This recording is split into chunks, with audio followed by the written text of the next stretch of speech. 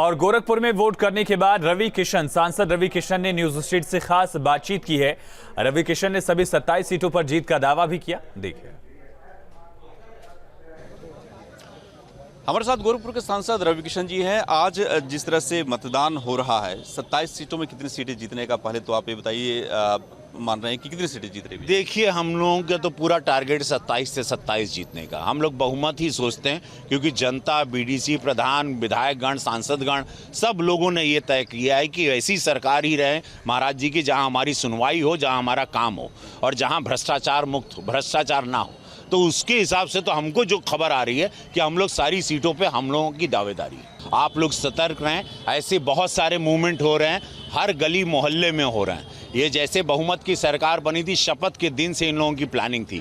ये बहुत बड़ी जब ये मंदिर में मुख्यमंत्री आवास पर पीठाधीश्वर इतनी बड़ी पीठ पर हमला करने की हिम्मत कर सकते हैं, तो इन लोगों की मंशा क्या हो सकती है। हम लोगों को अलर्ट रहना चाहिए। 25 करोड़ की आबादी है, पुलिस प्रशासन तो हमारी खुफिया एजेंसी अलर्ट है, जनता को भी अलर्ट होना बहुत जरूरी है। और इससे पता चल रहा है कि ये अच्छी बात नहीं, ये सोच बहुत डेंजरस है, ये सोच खतरनाक है उत्तर प्रदेश के लिए। ये सोच अगर आतंकवादी के लिए बढ़ावा है, आतंकवादियों को संरक्षण देना या उनके प्रति इमोशन और भावनाएं प्रकट करने वाला समय नहीं। आतंकवादियों के लिए कोई भावना, कोई इमोशन नहीं होना चाहिए। धन्यवाद। तो रवि किशन जी ये बता रहे हैं कि उत्तर प्रदेश में जो आज चुनाव हो रहे हैं, 27 की 27 सीटों पे बीजेपी आज जीतने जा रही है। और जिस तरह से आतंकी हमला गोरखपुर में हुआ और उसको लेकर के लगातार जो समाजवादी पार्टी है सहानुभूति दिखा दे रही है मुर्तजा के साथ, वो चीज़ें नहीं होनी चाहिए। और प्रदेश में जब भी आतंकी हमला कहीं पे होता है तो आतंकवादियों के खिलाफ एक साथ एकजुट होकर के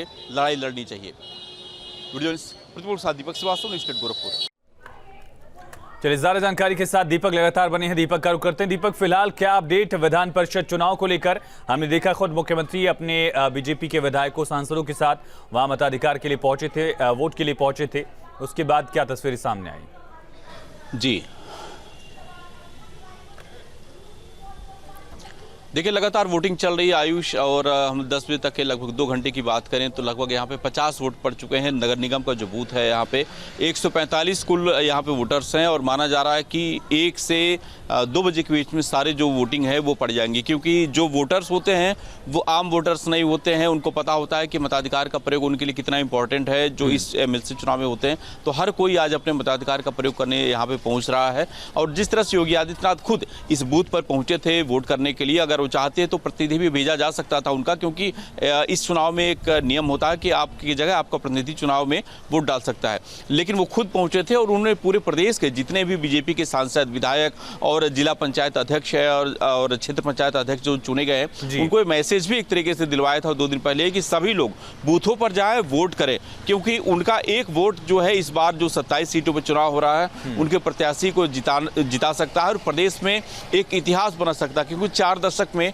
और बीजेपी के हिसाब से अगर देखें तो पहली बार इस तरह के अगर 27 में से जिस तरह से दावा बीजेपी कर रही है मैक्सिमम सीटों को जीतने का, अगर वो जीतती है तो एक इतिहास होगा। क्योंकि लगातार जिस तरह से विधानसभा में बिल पास कराने के बाद विधान परिषद में बिल पास कराने को लेकर जद्दोजहद बीजेपी करती आई है, तो अगर ये विधायक 27 जीतते हैं तो निश्चित रूप से बीजेपी के लिए राह आसान होगी और जो चाहती है प्रदेश में वो आराम से कर सकती है।